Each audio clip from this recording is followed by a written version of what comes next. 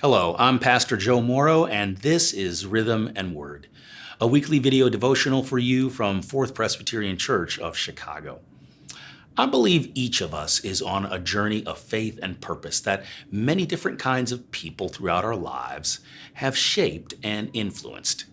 In these weeks, I've been sharing with you some of the persons of faith whose lives, and in particular whose words, have influenced my own Christian identity and my own understanding of God's good news. And perhaps they will influence yours too. To introduce my next figure, I want to take you back to 1933. It's the height of the Great Depression, a global and economic crisis at an unprecedented scale. Millions have lost jobs, homes, and dignity. Economic misfortune leads to the rise of authoritarian rulers worldwide. On May 1st, as protests were sweeping through New York City, a young woman named Dorothy Day hands out copies of a small newspaper that she had drafted and paid for at her own expense.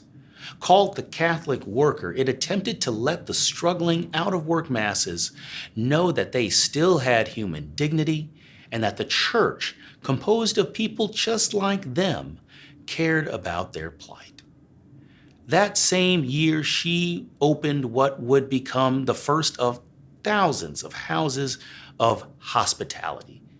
These were places where those who were struggling economically, who had no resources or home, could find not only practical help, but a community of friends.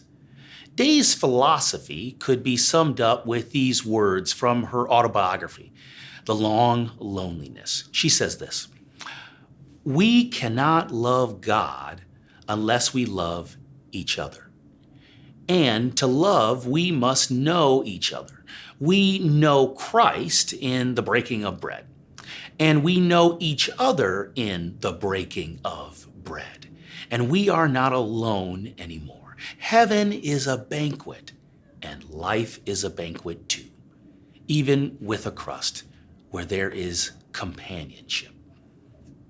Life is a banquet sounds rather trite if you're living through a global economic collapse. But Dorothy Day felt compelled to say it anyway. Likely she had in mind those who needed tangible sustenance, a real meal to meet gnawing hunger. But as her concrete attempts at community building through houses of hospitality showed, the banquet metaphor was also a way of taking responsibility for addressing the great issues of the day. For Dorothy Day, the incarnation of God in human life and suffering through Christ Jesus was a call for her and us to do likewise in our own lives and at our own tables. She often talked in her book and interviews about the power of one person or one small community's singular efforts, and that like a stone cast into water, those things have ripple effects that inspire others to take courage and to do the same. So as you look to the great problems of our times or what troubles your own heart, I pray you will look to the example and words of Dorothy Day and discover the banquet that is yours to create. Finally, I don't know if you're the praying type or what questions or doubts you might be holding today, what you're going through right now in life, but I don't want you to leave without a blessing, this blessing. May you harvest in wisdom what you sow in curiosity. May your pain be lessened by God's grace and your joy multiplied by God's abundance. And may all your searching and seeking lead you to the ready embrace of the God who loves you and loves us all. Till next time.